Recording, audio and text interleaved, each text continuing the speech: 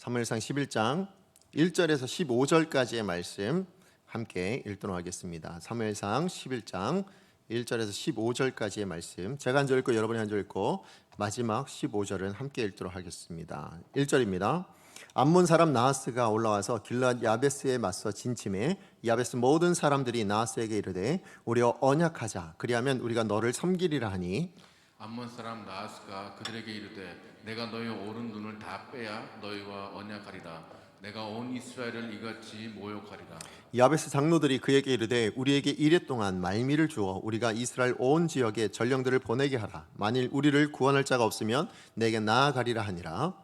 이에 전령들이 사울이 사는 기브아에 이르러 이 말을 백성에게 전하매 모든 백성이 소리를 높여 울더니 아침 사울이 밭에서 소를 몰고 오다가 이르되 백성이 무슨 일로 우느냐 하니 그들이 야베스 사람의 말을 전하니라.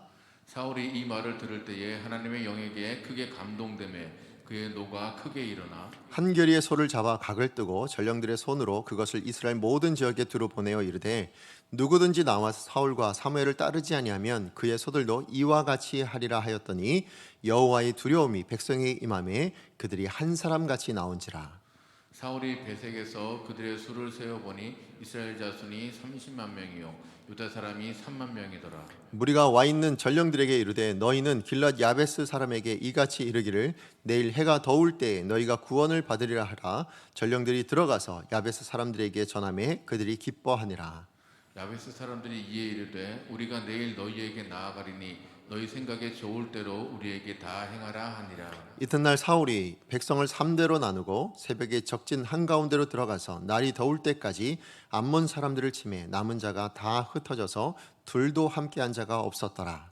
백성이 사무엘에게 이르되 사울이 어찌 우리를 다스리겠느냐 한 자가 누구니까 그들을 끌어내소서 우리가 죽이겠나이다. 사울이 이르되 이날에는 사람을 죽이지 못하리니 여호와께서 오늘 이스라엘 중에 구원을 베푸셨음이니라. 사무엘이 백성에게 이르되 오라 우리가 길갈로 가서 나라를 새롭게 하자. 함께 읽겠습니다. 모든 백성이 길갈로 가서 거기서 여호와 앞에서 사울을 왕으로 삼고 길갈에서 여호와 앞에 화목제를 드리고 사울과 이스라엘 모든 사람이 거기서 크게 기뻐하니라. 아멘. 오늘 주신 말씀을 가지고 성도는 세상에 없는 것으로 삽니다 라는 제목으로 여러분과 말씀 나누기 원합니다. 우리 지난주에 살펴보았듯이 사무엘상 10장에서요 드디어 이제 이스라엘의 초대 왕 사울이 세워지게 됩니다. 여러분 누가 세웠습니까? 눈으로 보기에는 사무엘이 기름을 부어 세운 것처럼 보였지만 금방 누가 말씀하신 것처럼 하나님이 세우셨습니다. 하나님이 세우신 것을 우리가 어떻게 알 수 있었느냐? 사울에게 어떤 일이 일어났죠? 세 가지 증표가 일어났습니다. 사무엘이 세 가지 증표를 예언해 주었고 그 세 가지 증표가 한 날에 다 이루어졌다, 그렇게 이야기를 합니다. 그로 통해서 이스라엘에 하나님께서 사울을 왕으로 세우셨구나 라는 걸 알게 하셨어요. 뿐만 아니라 우리가 말씀을 읽지는 않았지만 10장에 보면 또 어떤 일이 나오냐면 사무엘이 이스라엘 사람들을 미스바에 모으게 합니다. 미스바에 모으게 하는데요. 자, 미스바에 모였을 때 다 나올 수가 없잖아요. 그래서 어떻게 하냐면 제비 뽑기 위해서 각 지파별로 1000명씩 대표로 뽑으라고 합니다. 그렇게 뽑아서 제비를 뽑아요.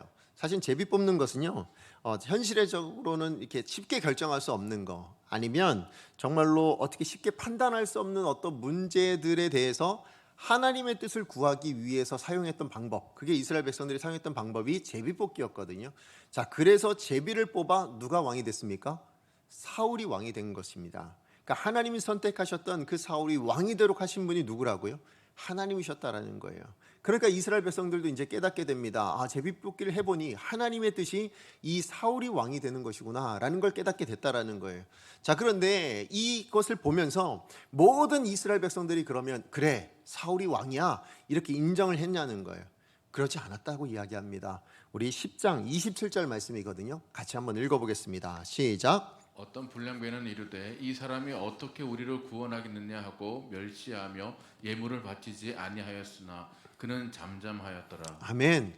여러분, 제비뽑기가 왜 하나님의 뜻을 구하는 방법이 되었냐면요, 이 이스라엘 백성들에게는 한 가지 믿음이 있었어요. 그게 뭐냐면 모든 일들에는 우연이라는 게 없다.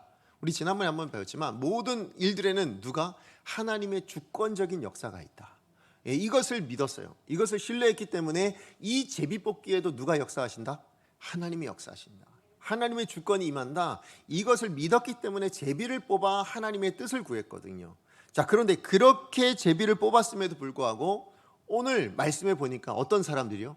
불량배들이라고 나옵니다.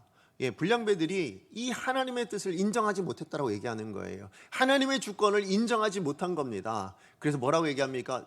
이 사람이 어떻게 우리를 구원할 수 있냐? 아무리 하나님의 사람 뽑았다고 얘기하지만 어떻게 이 사람이 우리를 구원할 수 있냐? 지금 그렇게 이야기를 하고 있는 거예요. 그래서 사울을 왕으로 인정하지 못하겠다. 지금 그 얘기를 하고 있죠. 자, 그렇다면 이 사람들은 왜 사울에 대해서 왕으로 인정하지 못했을까요? 여러분, 사실은 사울의 그 자기의 가문의 배경을 보면 됩니다. 사울도 그것을 인정했지만 사람들도 다 알고 있었어요. 사울은 어디 지파 사람이죠? 처음 듣는 것처럼 이렇게 얘기하시면 곤란한데요. 어디 지파 사람입니까? 베냐민 지파 사람입니다. 자, 그런데요, 이 베냐민 지파가요, 이스라엘 백성 안에서는, 이스라엘 이 나라 안에서는 너무나도 영향력이 없었던, 너무나도 미미했던 그런 지파였습니다. 처음부터 그랬던 건 아니에요. 어떻게 이렇게 되었냐면 이 배경을 보려면 사사기로 가야 됩니다. 여러분, 사사기 19장부터 21장까지의 말씀, 그 세 장의 말씀을 보면요, 이스라엘 안에 너무나도 끔찍한 일이 일어나는 것을 보게 됩니다. 무슨 얘기냐면, 자, 이스라엘의 레위인이 한 첩을 데리고 베냐민 지파가 다스리고 있었던 기브아라는 동네로 들어가게 됩니다.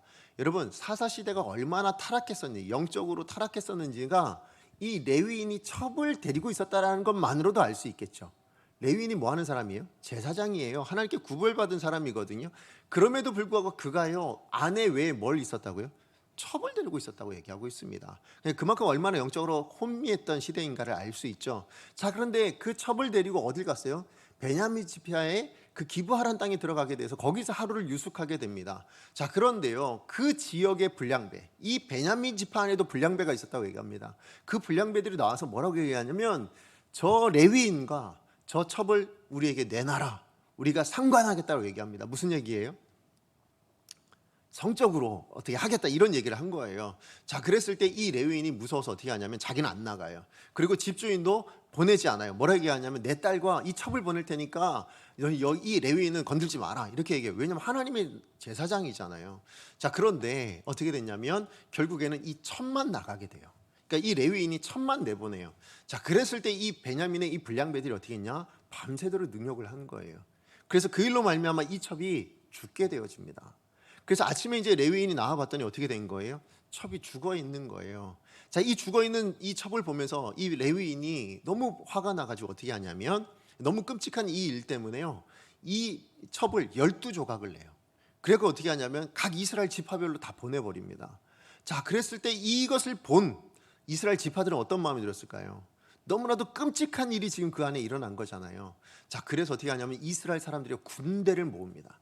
군대를 모아서 누구를 치러 와요? 베냐민 지파를 치러 와요. 그래갖고 베냐민과 이스라엘 11지파가 싸우게 되어집니다. 전쟁이 일어났어요. 그 전쟁으로 해서 이스라엘의 많은 사람들도 죽었지만 누가 제일 피해를 당했을까요? 베냐민 지파가 피해를 당한 거예요. 어느 정도 피해를 당했냐면요, 베냐민 지파의 모든 사람이 다 죽고요, 남자만 600명이 겨우 남아가지고 광야로 도망갔다고 얘기합니다. 자, 그렇게 심각한 문제가 일어났고 심각한 피해를 입게 되니까, 그제서야 무슨 생각이 들었냐면, 이 이스라엘 백성들이, 이스라엘 사람들이, 야, 이거 큰일 났다라는 생각이 든 거예요. 무슨 얘기냐면, 하나님이 이스라엘을 몇 지파로 만드셨어요? 12지파로 만드셨잖아요. 근데 그 한 지파를 이 사람들이 자기 뜻으로 어떻게 한 거예요? 지금 다 없애버릴 상황이 되어버린 거예요. 자, 그래서 어떻게 하냐면 이 지파를 다시 재건시켜야 되는데 어떻게 하냐, 남자들만 지금 600명밖에 안 남았는데, 그래서 이 11지파에서 우리는 자녀를 줄 수 없다, 이렇게 얘기를 해요. 자, 그런데 그 회의를 하는 그 회의 가운데 누가 참여를 안 했냐면요, 지금 므낫세 지파라는 그 지파 안에 소속돼 있던 길르앗 야베스 사람들이 한 사람도 참여를 하지 않아요, 그 회의 가운데. 예, 그래가지고 이 사람들이 회의를 하다 어떻게 생각하냐면, 그래?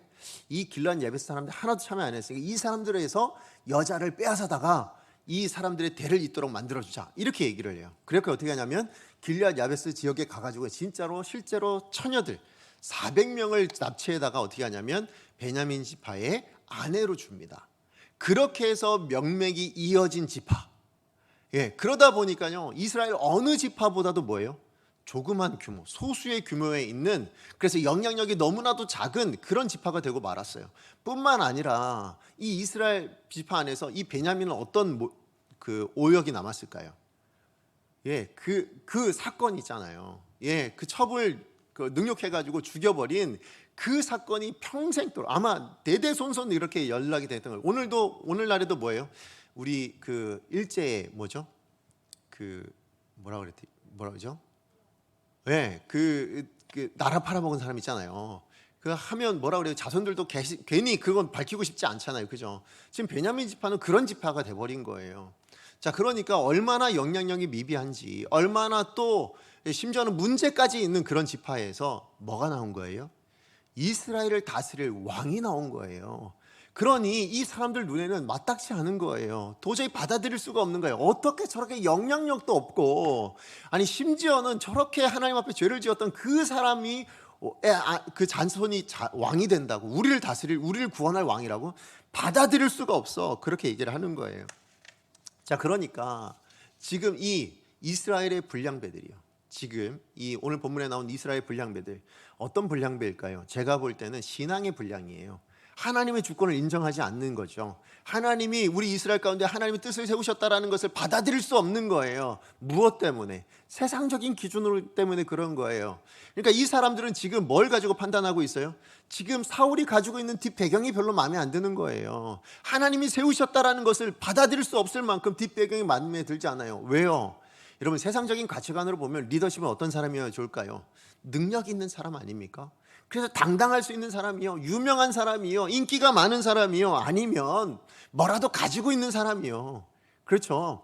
그런 사람이 왕이 되었으면 좋겠다라고 생각을 하는데요. 그런데 자기들 생각에 만족스럽지 않은 거예요. 예, 눈에 보이는 것이 아무것도 가진 것이 없는 사람인 거예요. 오늘날로 보면 스펙이 전혀 없어요. 예, 그러다 보니까 이 사람이 우리를 구원하겠다고, 이 사람이 우리를 다스릴 왕이 되겠다고 우리는 받아들일 수가 없어, 이렇게 이야기를 한 것입니다. 자, 그렇다면 여러분, 이 사람들은 그렇다 치고요, 그러면 하나님은 왜 이런 사울을 왕으로 세우셨을까요? 이런 배경을 가지고 있는 사람을 왕으로 세웠을까요? 아니, 정말 능력이 있고요, 정말 왕으로서 자질이 있고, 아니면 뭔가 좀 많이 가지고 있는 스펙이 되는 그런 사람을 왕으로 세웠다면, 그랬다면 이스라엘 백성들 안에 이런 사람들 없을 거 아니에요. 이런 문제는 일어나지 않았을 거예요. 자, 그런데 하나님은 그런 사람들을 세우지 않고 누구를 세웠다고요? 지금 사울을, 너무나도 아무것도 가진 것 없는, 눈에 보인 것 없는 그 사울을 왕으로 세우고 계신다라는 거예요. 사실 여러분 생각해 보세요. 사울 스스로도 본인을 뭐라고 얘기합니까? 여러분 9장 21절 말씀에 보면요, 사울이 그렇게 얘기합니다. 사무엘에게 우리 지파는 정말로 작은 지파입니다. 이스라엘 안에서 뿐만 아니라 그 작은 지파 안에서도 우리 가정은 영향력이 너무나도 미비한, 너무나도 작은 그런 가정인데 어떻게 제가 왕이 될 수 있겠습니까? 이런 생각을 가지고 있었던 사람이 누구라고요? 사울이었어요. 자, 그런데 그런 사울을 하나님께서 내가 너를 택했다고 얘기하고 계시는 거예요. 내가 너를 이스라엘의 왕으로 세웠다, 내가 이스라엘을 구원할 자로 내가 너를 세웠다, 지금 그렇게 이야기를 하시는 거예요.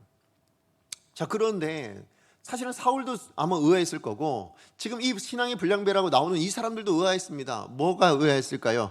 이 사람이 정말로 하나님이 맡기신 이 왕이라는 사역을 감당할 수 있겠느냐, 우리를 구원하는 그 일을 잘 감당할 수 있을까? 아니, 어떻게 감당할까?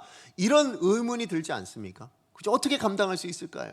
자, 이것에 대한 대답, 이것에 대한 해답이 바로 오늘 본문의 이야기예요. 이것에 대한 이 질문, 그러니까 이 불량자들이 지금 뭐예요?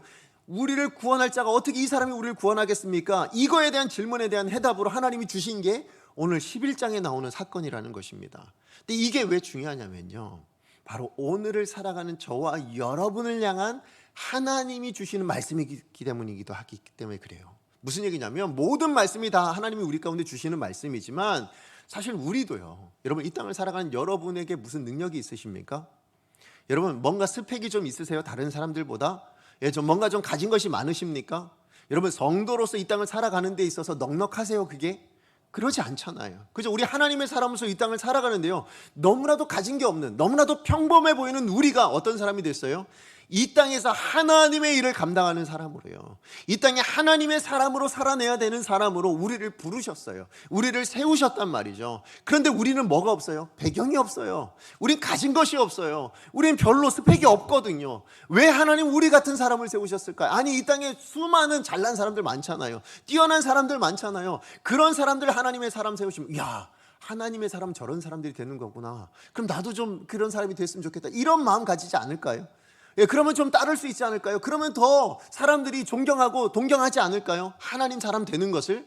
그런데 왜 하나님은 그렇지 않고요? 우리 같은 사람이요, 별 볼 일 없고 평범해 보이고 이런 사람들을 하나님의 사람으로 세우셨을까요? 거기에 대한 해답, 그것에 대한 마음, 하나님의 아버지의 뜻, 그것을 알려주시는 게 바로 오늘 본문이기 때문에 그래요. 자, 그렇다면 하나님의 사람은, 예, 하나님의 백성은 하나님의 사람으로 살아가는 것, 성도로 살아가는 것, 하나님이 맡기신 이 땅에 우리의 삶은 어떻게 살아내야 되는 걸까요? 무엇으로 살아내야 되는 것일까요?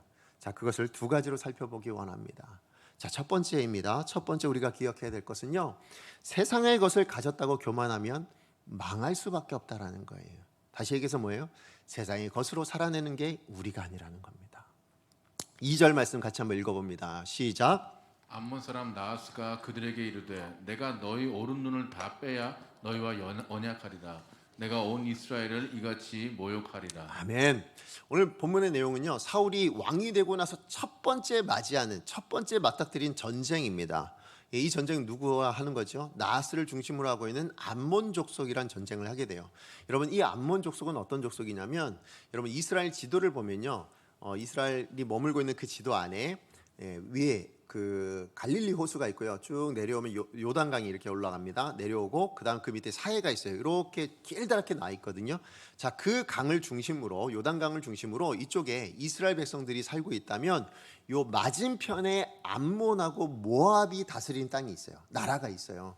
자, 그런데 이 암몬하고 모압 어디서 들어보지 않았어요? 이거 어디서 들어보실 거냐면, 여러분 이 암몬과 모압은요, 사실은 아브라함의 조카 롯의 후손들이에요. 자, 무슨 얘기냐면, 여러분 이 롯이 소돔과 고모라에서 그것이 멸망당할 때 도망 나오게 되잖아요. 자, 도망을 나왔는데 누구랑 나와요? 자기 아내와 그 두 딸과 함께 도망을 나옵니다. 그런데 이 아내가 어떻게 돼요? 예, 뒤돌아보지 말고 도망하라 그랬는데 그걸 뒤돌아보는 바람에 소금 기둥이 되고 말아요. 그래서 나온 것이 결국 누구만 남아요? 3명밖에 안 남아요. 아버지와 두 딸. 그런데 이 두 딸이 이미 결혼을 했었는데요, 그 사위들은 나오지 않고 다 망해버렸거든요. 그러냐 보니까 이 두 딸이 무슨 생각을 그럼 우리는 후사를 어떻게 잇겠느냐, 이런 생각을 하게 된 거예요. 그래서 끔찍한 생각을 하게 됩니다. 무슨 생각해요? 아버지한테 술을 마시고요, 아버지에게 들어가서 아버지로 말미암아 아들들이 태어나게 돼요. 첫째 딸, 둘째 딸이. 그 첫째 딸, 둘째 딸이 낳은 아들이 뭐예요? 암몬과 모압이거든요. 그러니까 결국은 우린 역사를 보면요, 참 심은 대로 거두게 되는 거잖아요. 그죠? 이렇게 악한 일로 태어난 이 족속들이 결국 뭐예요? 하나님의 백성들을 끊임없이 공격하는 사람들이 되고 말아요. 자, 어쨌든 이 암몬 족속, 이 나하스라는 왕을 통해서요, 그들이 공격을 해옵니다. 이스라엘을 공격해 오는데요, 어디로 공격해 왔느냐? 예, 베냐민 지파가 아닌 므낫세 지파의 그 길르앗 야베스, 아까 제가 말씀드렸던 그 길르앗 야베스 지역으로 뭐가요? 전쟁을 이제, 그러니까 침략을 해온 거예요. 자, 그랬는데 이 나하스와 이 암몬 사람들의 이 군대가요, 이 군사력이 얼마나 컸는지, 얼마나 뭐 무서웠는지 잘 모르겠지만, 이 길르앗 야베스 사람들이요, 전의를 잃어버려요. 아예 세울 생각조차도 못하고 뭐 하냐면 종신서약을 해요. 종신서약. 이게 무슨 얘기냐면, 우리가 스스로 종이 되겠습니다, 이 얘기예요. 우리는 도저히 싸울 저기가 없으니까 종이 되겠습니다. 한복선언이랑 똑같은 거예요. 자, 그렇게 봉신조약을 하게 됩니다. 자, 이렇게 선언을 하게 되었을 때에 그 이야기를 듣고 이 나하스가, 그래? 그럼 너희는 이제 우리의 종이야, 이렇게 하면 참 좋겠는데, 이 나하스가 얼마나 교만했든지 아니면 또 얼마나 악랄했는지 모릅니다. 여러분 뭐라고 이야기를 하냐면, 너희들의 옳은 눈을 다 빼면 그러면 내가 받아줄게, 이렇게 얘기를 합니다. 여러분 우리 본문에서는 옳은 눈을 빼면이라고 나오지만 사실은 그 원어는 뭐냐, 파내다라는 뜻이거든요. 눈을 다 파내면, 오른쪽 눈을 다 파내면 그러면 내가 너를 그 종으로 받아줄게, 너의 얘기를 들어줄게, 이렇게 얘기를 하고 있는 거예요. 여러분 그러면 왜 지금 나하스가요, 오른쪽 눈을 빼라고 얘기를 할까요? 그러면 내가 종으로 받아줄게 이런 얘기를 할까요? 요 얘기는요 사실은 그 유대 역사가 요세푸스라는 사람이 있거든요. 이 사람이 그 당시 예수님 시대에 있었던 사람이었는데 그 당시에 그 전쟁을 생각하면서 이 부분을 해석을 해놨습니다. 어떻게 해석을 했냐면 여러분 그 당시의 싸움은 뭘로 했을까요? 요즘처럼 총으로 하지 않잖아요. 뭘로 해요? 칼 들고 방패 들고 아니면 방패 들고 창 들고 이렇게 싸움을 하잖아요. 자, 그런데 오른손잡이는 칼을 어디로 들었을까요? 왼손에 칼 들고 오른손에 방패 들고 싸우진 않겠죠. 왜요? 잘 싸우려면 힘을 내려면 칼이 어디에 있어야 돼요? 오른손에 있어야 되잖아요. 그러니까 왼손에 방패를 들고 보통 오른손에 무기를 들고 있어요. 자, 그렇게 싸웁니다. 자, 그런데 방패의 역할은 뭐예요? 날아오는 무기를 막아내는 거잖아요. 그죠? 날아오는 공격을 막아야 되는 거예요. 그러니까 어떻게 해요? 가려야 되는 거죠. 가려야 되는데 온몸을 다 가려버리면 어떻게 돼요? 어디로 공격해 오는지 모르잖아요. 자, 그러니까 어떻게 하냐면 이렇게 합니다. 이렇게 한쪽으로 조금 해요. 그래서 뭘 하냐면 오른쪽 눈은 나오도록 만드는 거예요. 그래서 이쪽 눈으로 뭘 봐요? 어디서 어떻게 공격해 오는지, 어디로 날아오는지를 보고 막을 건 막고 피할 건 피하고 이렇게 하는 거죠. 그리고 내가 공격할 건 공격하는 거예요. 자, 그렇게 하면 여러분 오른 눈을 그래서 뺀다는 얘기는 무슨 얘기예요? 전쟁에는 아무것도 할 수 없는 사람 만들겠다는 거예요. 그러니까 군대로는 아무 소용이 없는 쓸모없는 사람을 만들고 말겠다는 얘기인 거예요. 그럼 왜 한쪽 눈을 남겨놨을까요? 양쪽 눈을 빼든지 하면 되지. 왜냐하면 이 사람들이 뭐가 되겠다고 얘기했어요? 종이 되겠다고 얘기했잖아요. 예, 무슨 얘기예요? 그래, 너 종이 되란 얘기예요. 군사로는 쓸모없는 사람이 되겠지만 한쪽 눈이 남았으니 뭐는 지을 수 있을까요? 농사는 지을 수 있을 거 아니에요. 그렇게 해서 바치는 조국을 바치는 그런 사람들이 되라. 그렇게 되었을 때 비로소 내가 받아주겠다. 지금 그 이야기를 하고 있는 거예요. 이렇게 잔인하게 이야기를 하고 있습니다. 자, 그랬을 때에 이 이야기를 들은 이 야베스 사람들이 뭐라고 얘기합니까? 자, 우리 3절 말씀이거든요. 같이 한번 읽어보도록 합니다. 3절입니다. 시작. 야베스 장로들이 그에게 이르되 우리에게 이랫동안 말미를 주어 우리가 이스라엘 온 지역에 전령들을 보내게 하라. 만일 우리를 구원할 자가 없으면 내게 나아가리라 하니라. 아멘. 여러분 이 말씀이 이해가 되세요? 여러분 이 말씀은 사실은 이해가 되지 않는 말이에요. 무슨 얘기냐면 지금 전쟁 중에 있잖아요. 그죠? 대치하고 있어요. 근데 누가 압도적으로 우세해요? 암몬이 압도적으로 우세해 있는 상황이에요. 자, 그런데 너무나도 열세해서 이제는 전쟁도 포기하고 있는 이 야베스 사람들이 뭐라고 얘기하고 있습니까?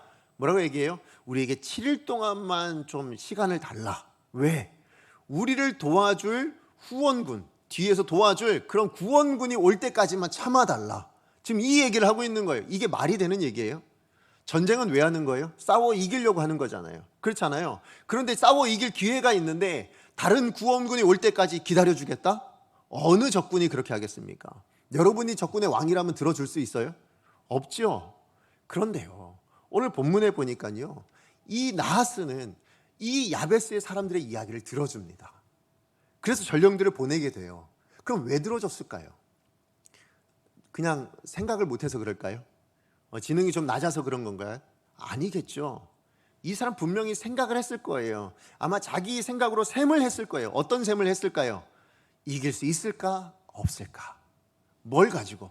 지금 내가 가지고 있는 이 군사력으로, 지금 내가 몰고 온 이 군대로 저 이스라엘 백성들을 이길 수 있겠는가? 없겠는가? 온 이스라엘 군대를 다 모았다 했을 때 우리가 이길 수 있겠는가? 없겠는가? 어떻게 판단했다고요? 이길 수 있겠다. 어느 정도로 생각했냐면 다 데리고 와. 그래, 다 몰고 한번 와봐. 그래도 우리가 이겨. 야, 데리고 와봐. 택도 없어. 지금 이런 마음을 가지고 지금 이야기를 한 거예요. 그래서 허락해 준 거예요. 이런 마음이 없었다면 허락해 주지 않았겠죠. 질 것 같으면 뭐예요? 그냥 단번에 죽여버리고 그냥 승리하면 그만이잖아요. 그죠? 그럼에도 불구하고 이것을 허락했다는 이유는 뭐냐면 이스라엘이 만만한 거예요. 아무것도 아니야. 뭐 모아봤자 뭐 별것도 아니야. 우리가 다 이길 수 있어. 내 군사가 훨씬 더 좋아. 내 군사력이 훨씬 더 세. 이런 마음을 가지고 있었다라는 것입니다. 그러다 보니까 당당한 거예요. 누구 앞에서요? 이 길앗 야베스 사람들 앞에서 당당한 거예요. 당당하다 넘어서 뭐가 된 거예요? 교만한 마음이 있는 거예요. 언제라도 이길 수 있어. 너희들 능욕하고 말 거야. 지금 그렇게 이야기를 하고 있는 것입니다. 자, 그런데 여러분, 성경에서는요, 교만을 뭐라고 얘기합니까? 교만은 패망의 선봉이라 얘기하거든요. 예, 교만은 패망의 선봉입니다. 게다가 그 교만이 세상적인 것들에 의해서 생겨난 교만이라면 더더군다나 어떻게 될까요? 망할 수밖에 없어요. 여러분, 오늘 본문의 나하스가 바로 그 증거예요. 여러분, 이 전쟁의 결과가 어떻게 되어집니까? 나하스가 패망하고 맙니다. 이 암몬 사람들이 패망하고 말아요. 나하스는요, 지금 자기가 손에 쥐고 있는 거, 내 눈에 보이고 있는 것으로 교만한 바람에 어떻게 됐다고요? 망하고 말았다라는 거예요. 오늘 11절 말씀을 보니까 어떻게 얘기하냐면 남은 자가 다 흩어졌대요. 그 전쟁 때문에 남은 암몬 사람의 모든 사람들이 다 흩어져서 어떻게 됐다고요? 둘이 붙어 있는 사람이 없었대요. 둘이 함께하고 있는 사람이 없을 정도로 혼비백산해서 다 도망치다가 망하고만 인생, 그게 바로 나하스, 이 암몬 사람들의 모습이었다라고 이야기하는 겁니다. 맞아요. 지금 내 손에 가지고 있는 거, 지금 내 눈에 보이는 것은 여러분 어때요? 있다가도 없어질 것들이라는 거예요. 여러분 정말로요, 심지어는 내가 믿고 의지하는 사람들이 여러분 혹시 있으세요? 그 사람도요, 하나님이 데려가시면 있을까요? 없다니까요. 여러분 정말 우리가 이 땅 가운데요, 우리는 많은 것들을 의지하고 살아갑니다. 많은 것들을 생각하고 살아가요. 그것이 있으면 좋고 그것이 없으면 슬프고 낭만스럽고 절망스럽고 그렇게 생각할 때가 참 많아요. 그러나 여러분, 아무리 좋아 보이는 것, 아무리 견고해 보이는 것, 평생 내가 가지고 있을 것 같은 것도요, 그게 바벨탑처럼 위대해 보인다 할지라도 하나님이 흩으시면 어떻게 돼요? 창세기 11장에 보면요, 흔적도 남지 않아요. 어디에 바벨탑이 있었는지조차 모를 정도로 아무것도 남지 않게 되는 것, 그게 이 땅에 있는 것들이거든요. 이 세상에 있는 것들이거든요. 그것으로 교만하고 그것 때문에 만족하고 그것 때문에 여러분 자신만만해 한다면 하나님이 흩어버리시면 어떻게 된다고요? 망하는 인생 되고 만다라는 거예요. 그러므로 여러분 인생 지금 손에, 지금 여러분 가운데 뭐가 지어져 있습니까? 여러분의 눈에 보이는 것은 무엇을 가지고 만족해하고 무엇을 가지고 기뻐하며 또 무엇을 가지고 절망하고 있습니까? 우리는 가지고 있으면 좋아해요. 뭔가 권력을 조금 가지면 당당해합니다. 교만을 나아갑니다. 그런데 없으면 어떻게 돼요? 초라해집니다.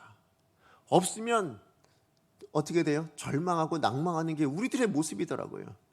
여러분, 하나님은 하나님의 사람을 그렇게 부르시지 않았어요.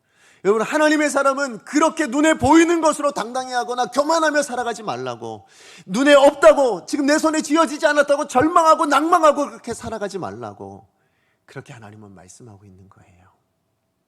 여러분, 나하스는 그래서 망했어요.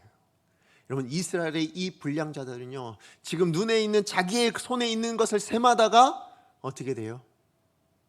실패한 인생이 되고 말거든요. 여러분, 우리는 그렇게 부르심 받은 사람이 아니에요. 하나님의 사람은요, 성도는요, 세상의 것으로 교만할 수 없는 인생이에요. 세상의 것을 의지하여 살아갈 수 없는 인생입니다. 자, 그렇다면 하나님의 사람은 어떻게 살까요? 어떻게 하나님의 사람은 이 땅을 살아낼 수 있을까요? 어떻게 하나님이 맡기신 일들을 감당하며 살아낼 수 있을까요? 그게 두 번째입니다. 두 번째는요, 성령의 능력으로 옷 입을 때 하나님의 역사가 시작된다는 거예요. 다시 얘기해서 하나님의 사람은 하나님의 역사로 사는 사람들이에요. 자, 우리 6절 말씀 보도록 합니다. 6절입니다. 시작. 사울이 이 말을 들을 때에 하나님의 영에게 크게 감동되매 그의 노가 크게 일어나. 아멘. 자, 오늘 이 말씀의 배경은 뭐냐면, 자, 드디어 이제 나하스가 허락을 해줬잖아요. 정말 교만해가지고 허락해 준 것 같아요. 자, 그랬을 때 이 야베스 사람들이 전령을 보냅니다. 어디로 보내요? 누구한테 보냅니까? 여러분, 사울에게 보낸 게 아니에요. 여러분, 사울에게 보내지 않고요, 온 이스라엘 방백들에게 보냅니다. 온 이스라엘을 향하여 보냅니다. 아니, 이스라엘의 왕이 세워졌는데, 누구를 통해서? 하나님을 통해서 왕이 세워졌음에도 불구하고요, 지금 이 야베스 사람들은요, 지금 사울에게 보내지 않았어요. 온 이스라엘을 향하여, 지금 우리를 구원해 줄 군대를 좀 보내주십시오 하고는 전령을 보냈다라는 거예요. 그런데 그 전령이 어디까지 이르렀다고요? 사울이 살고 있었던 기브아까지 이르게 된 것입니다. 자, 우리 4절 말씀 같이 한번 읽어봅니다. 시작. 이에 전령들이 사울이 사는 기브아에 이르러 이 말을 백성에게 전하매 모든 백성이 소리를 높여 울더니. 아멘. 지금 전령이 전한 소식을 듣고요, 이스라엘 백성들이 어떻게 됐다고 얘기합니까? 소리를 높여 울고 있다고 얘기합니다. 여러분, 언제 우세요? 여러분은 언제 우세요? 물론 기뻐서 울기도 하지만 보통은 다 슬퍼서 울잖아요. 아니면 절망해서 좌절해서 웁니다. 예, 왜 좌절하고 절망할까요? 왜 슬플까요? 내 힘으로 안 되니까요. 그렇잖아요. 내 능력으로 할 수 있으면 뭐예요? 그냥 해결해버리면 말죠. 그렇죠? 그럼 뭐하러 울어요? 그냥 다 해결해버리면, 승리해버리면 그만인 것을, 싸워 이기면 그만인 것을. 그런데 울고 있다는 얘기는 뭐예요? 내 힘으로 할 수 없구나. 절망하고 있는 거예요. 낭망하고 있는 거예요. 도무지 감당할 수 없다라는 거예요. 그래서 이스라엘 백성들이 지금 울고 있다는 이 얘기는 뭐예요? 암몬 사람들의 그 군대 앞에서 낭망하고 있는 거예요. 도저히 우린 이길 수 없는데 어떻게 이길 수 있지? 우리로서는 아무것도 할 수 있는 게 없는데, 우린 가진 것이 없는데 어떻게 저들과 싸워 이기겠단 말인가? 절망이다, 낭망이다, 이젠 끝이다, 이런 마음으로 소리 높여 울고 있었다고 얘기합니다. 자, 그런데 그 전령의 소식을 누가 또 들었다고 얘기합니까? 사울이 들었다고 얘기해요. 자, 사울이 그 전령의 소식을 듣게 되었을 때 사울에게 어떤 일이 일어났다고요? 오늘 말씀해 보니까 뭐라고 얘기하고 있습니까? 하나님의 영이 있다고 얘기하는 거예요. 하나님의 영이 임했다. 다시 얘기해서 뭐예요? 성령이 충만하게 되었다. 지금 그 이야기를 하고 있습니다. 자, 성령에 충만했던 사울이 무슨 일을 합니까? 어떤 일을 하죠? 자기가 몰고 있던 그 소를 각을 뜹니다. 각을 떠서 어떻게 해요? 온 이스라엘에게 다시 보냅니다. 전령을 보내요. 그리고 뭐라고 얘기합니까? 오늘 내가 이 암몬 족속과 싸워 전쟁을 해야 되겠으니 군사들로 모여라. 그렇게 얘기를 한 거예요. 자, 그렇게 모여라 했을 때에 여러분 어떤 일이 일어났을까요? 이스라엘 백성들이 모이게 된 거예요.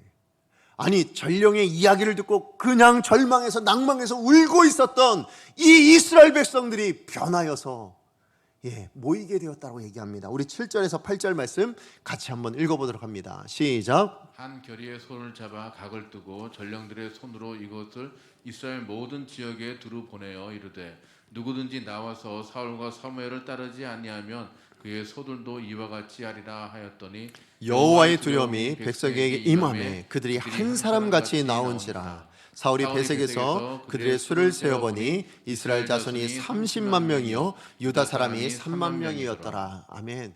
여러분, 혹시 출애굽 때 이스라엘 백성들이 애굽에서 나오잖아요. 그때 몇 명이 나온지 혹시 아십니까?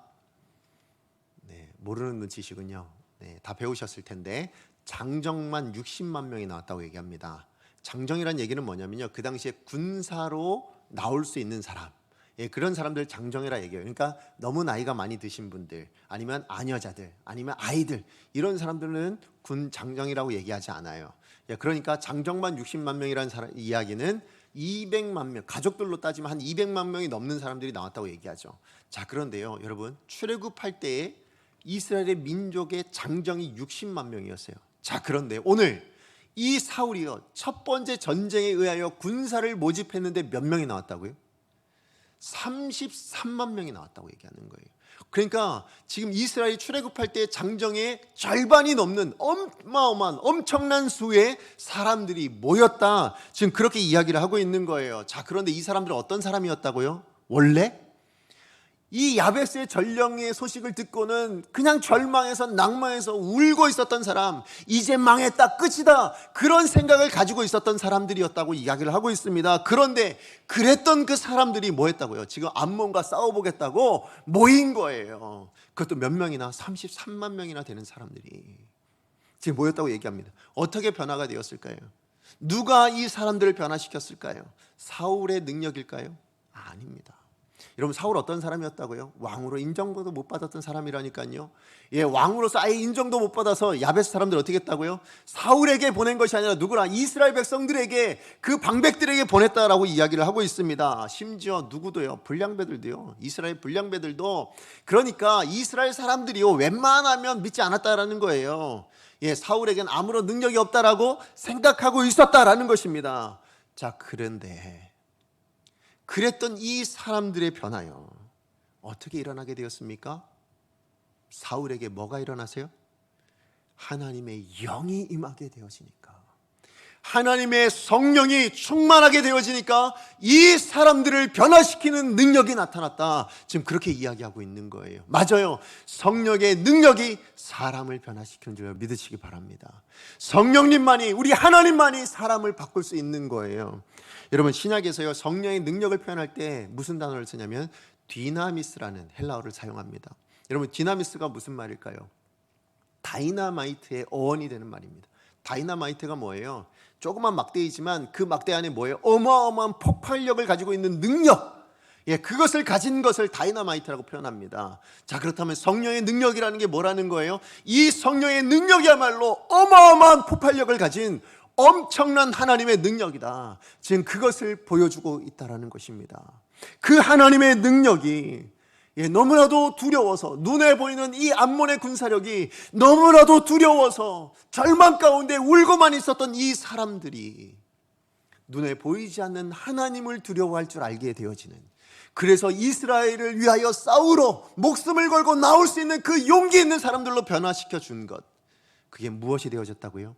성령의 충만, 하나님의 역사하심, 이 디나미스의 능력이 이 사람들을 변화시키게 되어진 줄 여러분 믿으시기 바랍니다. 사울의 능력으로는 할 수 없었다니까요. 사울은 왕으로 세워졌음에도 불구하고 인정받지 못했던 사람이에요. 그저 뭐하고 있었어요? 왕으로 세워졌음에도 불구하고 자기 고향에서 소를 멀며 밭을 가며 농사를 짓고 있었던 사람, 그게 바로 사울이었습니다. 그런데 그때는 아무 권세도 없었고 아무 능력이 없었어요. 그럼에도 불구하고 그에게 하나님의 성령이 임하여, 성령이 그에게 옷 입혀지자마자 어떤 일이요? 그에게 하나님의 사람으로서의 권위가, 왕으로서의 능력과 권위가 회복되어지더라는 거예요. 그것이 발현되어지기 시작했습니다. 그래서 사람들이 어떻게 해요? 사울을 따르기 시작합니다. 사람들이 사울의 권위 앞에 순종하고 복종하여 나오고 있는 이 역사가 일어나게 되었다라는 거예요. 맞아요. 그렇게 제가 이 말씀을 묵상하면서 오늘날의 모든 리더십들이, 오늘 이 땅의 모든 리더십들이 이 성령으로 옷 입을 수만 있었다면 오늘 우리 사회는 이렇게 바뀌지 않았을 텐데, 아니 우리 교회 안에 있는, 오늘 이 땅의 모든 교회 안에 있는 리더십들이 하나님의 성령으로 옷 입혀졌었다면 교회가 이렇게 세상 앞에서 약하진 않을 텐데, 이런 생각들이 들더라고요. 그러면서 가장 먼저 저부터 하나님 앞에 기도하게 됐어요. 하나님, 저야말로 하나님 앞에 성령으로 옷 입어야 되는 사람입니다. 제가 어떻게 강성교회를 섬길 수 있겠습니까? 제가 어떻게 이 강성교회 하나님의 사람들을 섬기고 오늘 이 시간에 하나님의 말씀을 선포할 수 있는 사람이 되겠습니까? 저는 아무것도 아닌데요. 저는 정말로 가진 게 없는 사람인데요. 저는 아무런 스펙이 별로 없어요. 내세울 것이 별로 없거든요. 그런데 어떻게 제가 하나님의 일을 감당하는 사람이 되겠습니까? 하나님, 제게 성령의 옷을 입혀주세요. 그래서 하나님이 저에게 은혜 주셔서 제가 지금 이 자리에 있는 거예요. 제 능력 의지했으면 제가 이 자리에 있을 수가 없겠죠. 지금이라도 도망치고 싶은 게 제 마음이거든요. 그런데 성령이 저를 주관해 주시니까 저는 아무것도 없고 보잘것 없지만, 그러나 하나님의 말씀을 증거하는 하나님의 사람으로 이 자리에 세워주신 줄로 믿습니다. 그러면서 문득 또 하나 든 게 뭐냐면, 오늘 이 땅에 많은 부모님들이야말로 바로 이 성령의 옷을 입어야 될 사람들일 텐데 라는 생각이 들었어요. 이 생각을 제가 왜 들었냐면, 제가 자녀를 키우다 보니 그 생각이 들더라고요. 제가 여러분에게 이렇게 말씀을 전하잖아요. 그렇게 말씀을 전하면 많은 분들이 아유, 목사님 은혜를 많이 받았습니다 이렇게 얘기를 하세요. 근데 그게 제가 한 게 아니잖아요. 분명히, 그죠? 금방도 말씀드렸지만 제가 한 게 아니고요, 성령이 하신 거예요. 자, 그런데 이 똑같은 이야기를 저희 자녀들에게 얘기하잖아요. 받아들이질 않아요. 저희가 자녀들에게 얘기하면 잔소리로만 들어요. 막 딴짓하고 막 주리를 틀고 막 이래요. 뭐가 문제일까요? 여러분, 그러고 보면 제가 지금 말씀을 전한 거는요, 제가 말씀을 전해서 여러분이 은혜를 받았다면 정말 제 언변의 능력이 탁월해서가 아닌 거예요. 누가 하신 거예요? 하나님이 하신 거예요. 제 안에 있는 성령께서 여러분에게 역사하셨기 때문에 은혜 받으신 거예요. 그런데 저희 아들에게는 성령의 옷이 펴지지 않고 그냥 전달되니까 뭐예요? 아빠로서 전달되니까 뭐예요? 받아들이질 않는 거예요. 순종하지 않는 거예요. 잔소리로만 듣는 거예요. 자, 그렇다면 우리 자녀들이 변화되어지려면 부모된 우리가 뭘 입어야 될까요? 부모된 우리가 성령의 옷을 입어야 되는 거예요. 여러분, 사울은 아무런 능력이 없었다니까요. 이스라엘 백성들에게 아무런 권위가 없었어요. 그런데 그랬던 이 사울에게 이 이스라엘 백성들이 순종합니다. 무엇했을 때? 하나님의 영이 임했을 때에 왕으로서의 권위를 회복하고 순종하는 것을 본다면, 오늘 우리가 부모로서의 권위를 회복하고 싶으세요? 자녀들이 부모의 말씀에 순종하는 자녀들이 되기를 원하십니까? 그것은 나부터 뭐 해야 된다고요? 성령에 충만한 사람, 나부터 성령으로 옷 입는 사람이 되셔야 되는 거예요. 여러분, 이건 가정뿐만 아니에요. 교회 안에서도 마찬가지예요. 우리 구역장으로 섬기시는 분들, 간사님으로 섬기시는 분들, 아니면 장로님으로 섬기시는 분들, 권사님으로 섬기시는 분들, 집사님으로 섬기시는 분들, 우리 부목사님부터 해서 저까지요, 우리 모두가 명심해야 될 부분입니다. 누군가 섬기고 싶으세요? 누군가 바꾸고 싶으세요? 그러면 누가? 나부터 바뀌어야 돼요. 나부터 성령에 충만할 수 있어야 되는 거예요. 여러분, 지금 누구 떠오르는 사람 혹시 계세요? 내 자녀가 변했으면 좋겠는데, 내 배우자가 좀 변했으면 좋겠는데, 내 교회 누가 좀 변했으면 좋겠는데. 여러분, 그것이 이루어지고 싶으세요? 그러면 누구부터요? 나부터예요. 사울이 성령의 충만함을 입어서 이 이스라엘 백성들의 여호와의 두려움이 회복되어지고 그들이 주저앉은 자리에서 일어날 수 있었어요. 사울에게 순종하는 인생이 될 수 있었어요. 그 변화는 사울 한 사람으로 말미암아 일어난 변화예요. 자, 그렇다면 여러분도 뭔가를 변화를 일으키고 싶으시고 누군가를 바꾸고 싶다. 여러분에게 성령의 충만함이 있으면 되어질 줄로 믿습니다. 여러분, 성령으로 옷 입은 이 사울 한 사람이 이스라엘을 암몬으로부터 구원해낸 구원의 불씨가 되었습니다. 그렇다면 그 한 사람이요, 하나님께서 찾으시고 계시는 그 한 사람이 바로 저와 여러분 되어지기를 간절히 소원합니다. 지금 우리 한 사람이 우리 가정의 울타리가 되었으면 좋겠어요. 여러분, 내가 우리 교회의 울타리가 되었으면 좋겠습니다. 여러분이 선 그 자리가 여러분 사업장이 되었든 학교가 되었든 아니면 이 사회가 되었든 우리로 말미암아 울타리가 세워질 수 있었으면 좋겠어요. 구원 얻을 수 있는 울타리, 하나님이 역사하실 수 있는 울타리. 그것을 위해서 뭐가 필요하다고요? 내가 성령의 사람이 되어지는 것, 내가 성령으로 살아가는 사람이 되는 것, 성령의 충만함 있는 사람이 되는 것, 성령으로 옷을 입는 사람이 되어지는 것. 그래야 절망과 낭만 가운데 주저앉아 있었던 이스라엘 백성들을 일으켰던 것처럼 우리도 그런 변화를 만들어낼 줄 아는 하나님의 사람들이 될 줄로 믿습니다. 말씀의 결론을 맺습니다. 여러분, 사울이 왕이 되어서 첫 번째 맞이했던 이 암몬과의 전쟁에서 누가 승리했습니까? 당연하죠. 이스라엘 백성들이 승리했습니다. 자, 그런데요, 이 당연한 승리에 대한 이스라엘 백성들의 반응이 어땠을까요? 우리 12절 말씀 같이 한번 읽어볼까요? 12절입니다. 시작. 백성이 사무엘에게 이르되 사울이 어찌 우리를 다스리겠느냐 한 자가 누구니까 그들을 끌어내소서 우리가 죽이겠나이다. 아멘. 지금 이스라엘 백성들의 반응이 뭐라고요? 누가 지금 사울을 가지고 우리를 구원할 수 없다고 얘기했습니까? 누가 사울을 무시했습니까? 그들을 끌어내십시오. 우리가 죽여버리겠습니다. 지금 이 얘기하고 있는 거예요. 다시 얘기하면 지금 이 이스라엘 백성들은요, 이 전쟁의 승리가 누구 때문이라고 생각하고 있어요? 사울 때문이라고 생각하고 있는 거예요. 지금 하나님 때문에요. 지금 자기들이 아무것도 가진 것 없었음에도 주저앉아 있었던 사람들이었음에도 불구하고 하나님이 역사하셔서 그 암몬과의 전쟁에서 승리케 해주셨는데, 지금 이 사람들은 그 전쟁의 승리를 눈으로만 바라보고 뭐라고 생각해요? 저 사울 때문에 우리가 승리했다. 다시 눈에 보이는 것으로 돌아가고 있는 모습을 보게 됩니다. 자, 그런데 이 이스라엘 백성들을 향해서 사울이 우리가 이 땅을 살아갈 동안에 반드시 명심해야 될 가장 중요한 진리를 하나 이야기해 주고 있습니다. 그게 13절 말씀이에요. 우리가 잊어버리지 말아야 될 가장 중요한 부분입니다. 우리 13절 말씀 같이 한번 읽어봅니다. 시작. 사울이 이르되 이날에는 사람을 죽이지 못하리니 여호와께서 오늘 이스라엘 중에 구원을 베푸셨음이니라. 아멘. 지금 사울이 이야기합니다. 누구 때문에 승리했다고요? 우리가 잘나서가 아니라, 우리에게 무슨 능력이 있어서가 아니라, 우리가 33만 명이 모여서 승리한 것이 아니라 누가 하셨기 때문에? 여호와께서 승리하게 하셨기 때문에 오늘 우리가 승리할 수 있었다. 누가요? 사울이, 성령에 충만했던 바로 그 사울이 지금 그렇게 이야기를 해주고 있는 것입니다. 그러면서 이 이스라엘 백성들에게 당부하는 거죠. 뭘 당부할까요? 지금 너희가 일할 때가 아니야. 지금 나를 위해서 너희가 뭔가를 한다고? 아니, 아무것도 하지 마. 아무것도 하지 마. 지금은 누가 일하실 때다? 하나님이 일하실 때지 너희가 일할 때가 아니야. 하나님이 역사하셔서 승리를 얻은 이때는 너희가 이후에 뭔가를 일해야 될 때가 아니라 바로 하나님이 계속해서 일하셔야 되는 것 아니냐. 그러니 너희는 잠잠해라. 그렇게 지금 사울이 이야기해 주고 있는 거예요. 맞아요. 여러분, 이 땅을 살아가면서요, 여러분은 나하스처럼 여러분 손에 쥐고 있는 것으로 혹시 기뻐하고 여러분이 쥐고 있는 것으로 여러분의 인생을 셈하고 그렇게 살아가고 있지 않습니까?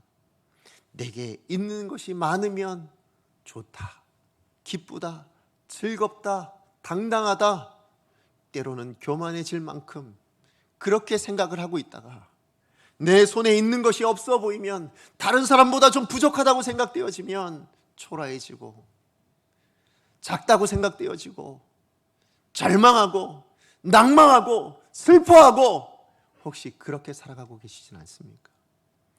여러분의 인생은 무엇으로 셈하고 계십니까? 나하스는 눈에 보이는 것, 자기 손에 붙들린 것으로 셈하다가 망했습니다. 지금 이 이스라엘의 불량배들은요, 하나님의 주권을 인정하지 못하다가 그렇게 실패하고만 인생이 되고 말았습니다. 그렇다면 오늘 하나님은 우리 가운데 뭘 얘기하실까요? 하나님의 사람은 세상 사람과 다른 것을 가지고 사는 사람이다. 세상에 없는 것을 가지고 사는 사람이야. 하나님 지금 그렇게 이야기하시는 거예요. 자, 그렇다면 세상은 없는 거, 세상은 알지도 못하는 거, 우리는 가지고 있는 거, 우리는 아는 거, 그게 뭘까요? 그게 바로 하나님입니다. 세상 사람들은 하나님을 몰라요. 세상 사람들은요, 하나님을 가지지 못했습니다. 그러나 우리는 만군의 여호와 하나님, 오늘 이 전쟁을 승리로 만들어내신 이 하나님이 오늘 우리와 함께 하시는 하나님, 우리 인생의 목자가 되셔서 우리와 동행하여 주시는 하나님이십니다. 여러분은 무엇으로 사시겠습니까? 세상의 것으로 사시겠습니까? 세상에 없는 것으로 사시는 인생이 되시겠습니까? 여러분 인생을 무엇으로 셈하시겠습니까? 여러분 내 손에 들린 것으로 셈을 하시겠습니까? 아니면 눈에 보이진 않지만 하나님 한 분만으로 만족하는 인생이 되시겠습니까? 바라기는 오늘 이 자리에 함께한 우리 모든 성도님들은요, 세상 사람들 앞에 그렇게 인정받았으면 좋겠어요. 저 사람 뭐 아무것도 가진 게 없는데, 저 사람 뭐 별거 없는 것 같은데 왜 저렇게 기쁜 거야? 저 사람 뭐가 저렇게 즐거울까? 저 사람 뭐가 저렇게 당당한 거야? 이런 이야기를 들을 때 여러분 그 사람들을 향해서 이렇게 얘기해 주셔야죠. 그래, 너는 모르지. 너는 가지지 않아서 그래. 나는 네가 가지지 못한 것이 있거든. 나에겐 하나님이 있어.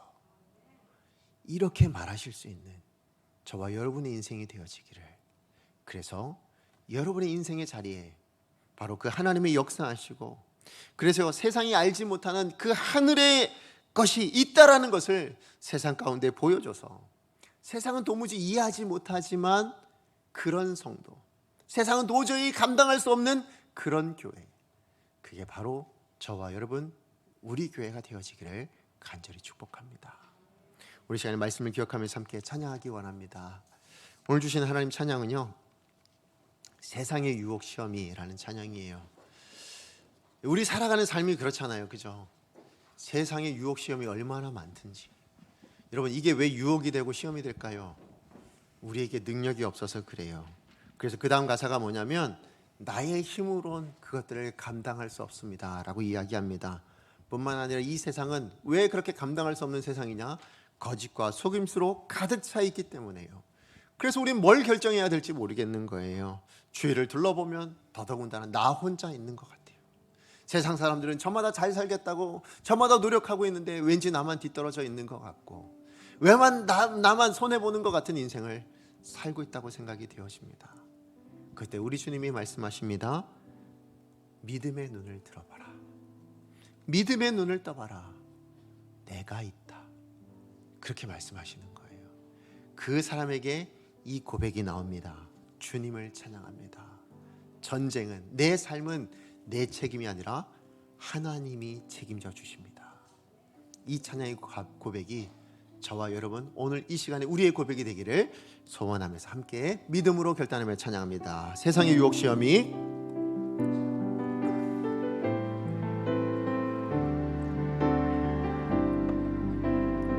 세상의 유혹 시험이 내게 몰려올 때 나의 힘으로 예 하나님 우리의 힘으로 감당할 수 없습니다. 주님 정말 거대한 폭풍과 같습니다.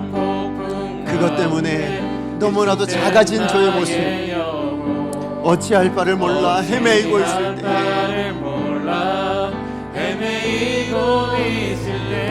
우리 다시 한번 고백합니다. 거짓과 속임수로 가득 찬 세상에서 어디로 갈지 몰라 예 두렵습니다. 주님 헤매거리고 있네. 공중의 권세 잡은 자 지금도 우리들을 실패와 절망으로 넘어뜨리려 하네. 두렵습니다. 주님 주위를 둘러보면 아무도 없는 듯 믿음의 눈을 들면 보이는 분 계시네. 지금도 내 안에서 역사하고 계시는 사망과 어둠의 권세 물리치신 예수님 우리 그분을 노래합니다. 주님을 찬양합니다. 찬양 손을 들고 찬양 전쟁은 나에게 속한 것 아니니 예 하나님 내가 싸울 것이 아닙니다. 찬양 손을 들고 찬양 전쟁은 하나님께 나의 인생의 싸움은 하나님이 싸워주십니다. 우리 다시 한번 고백합니다. 주님을 찬양합니다. 주를 찬양 손을 들고 찬양 전쟁은 나에게 속한 것 아니니 주를 찬양 손을 들고 찬양 전쟁은 하나님께 속한 것 우리 마지막으로 믿음으로 고백합니다. 주님만을 찬양하며 주님만을 의지하며 살겠습니다. 찬양 손을 들고 찬양 전쟁은 내 인생의 싸움은 나의 것이 아닙니다.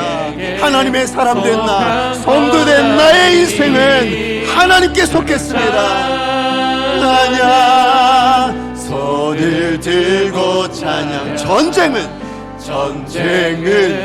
하나님께 속한